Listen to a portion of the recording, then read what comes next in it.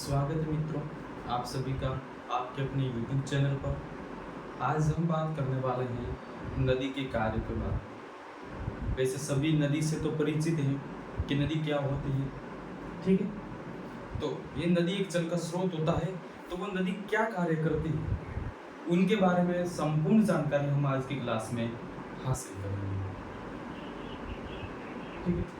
तो नदी सबसे पहले तो क्या करती है, नदी भूमि पर बहती है। इसीलिए नदी जो हमें दृश्य भूमि होती है, हमें जो भूमि दिखाई देती है अपने चारों तरफ, उस भूमि का क्या करती है, अपरदन करती है और उनका फिर क्या करती है, आगे चलकर निक्षेपण करती है। तो सबसे पहले जो नदी का कार्य आता है वो होता है कि नदी है वो दृश्य भूमि का क्या करती है,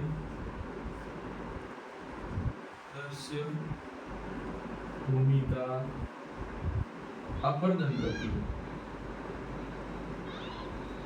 अपरदन एवं निक्षेपण।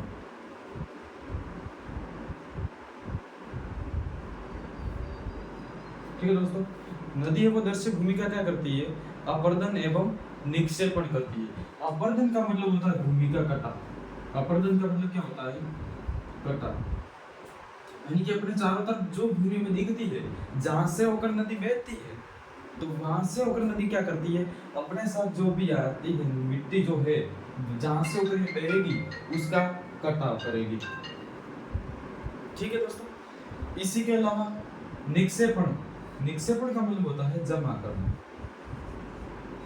निक्षेपण का अर्थ होता है जमा करना, यानी कि जिस भूमि का उसने कटाव किया है, जिस मृदा का उसने कटाव किया है नदी ने, उसी को आगे जाकर वो क्या करेगी, निक्षेपित करेगी, यानी कि जमा करेगी।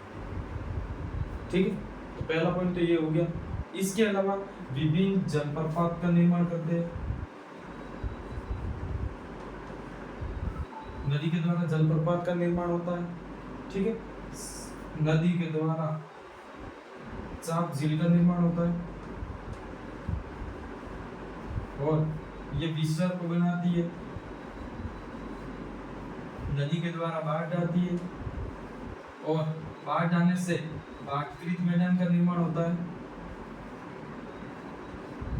बाढ़कृत उपजाऊ मैदानों का निर्माण होता है। इसी के अलावा, ठीक है, ये हो गया दूसरा, तीसरा, चौथा, 5, 6 कार्य हो गए। और इसी के अलावा नदी के द्वारा और क्या होता है कि नदी है वो तटबंध का निर्माण करती है, ठीक है। इसी के अलावा नदी के द्वारा डेल्टा का निर्माण होता है, ठीक है। और नदी की क्या होती है, वितरिका वगैरह होती है।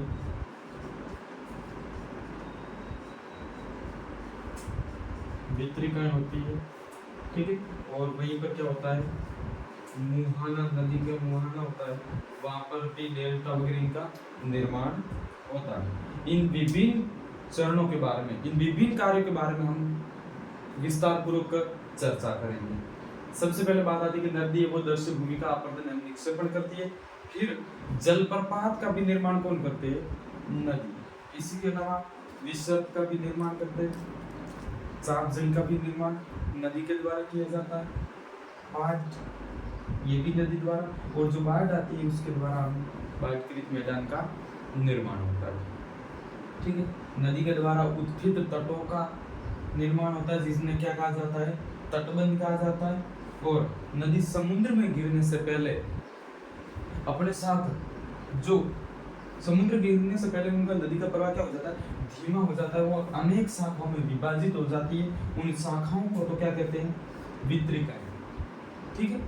और प्रवाह इसका इतना धीमा हो जाता है कि अपने साथ जो भी उपजाऊ मलबा लाया गया है, क्या लाया गया है, उपजाऊ मलबा, ठीक है। उपजाऊ मलबा अथवा जो मिट्टी लाई गई है, वो यहाँ पर क्या करती है, समुद्र में गिरने से पहले नदी जमा करती जाती है। और जो नदी द्वारा यहाँ पर जो जमा किया जाता है, तो यहीं पर क्या निर्माण होता है, डेल्टे का निर्माण होता है, ठीक है। विसर्प क्या है, चाप झील क्या है, बाढ़ कैसे आती है, इन सभी बिंदुओं के बारे में हम अगली क्लास में विस्तार पूर्वक चर्चा करेंगे। मिलते हैं अगली क्लास में, तब तक के लिए बाय।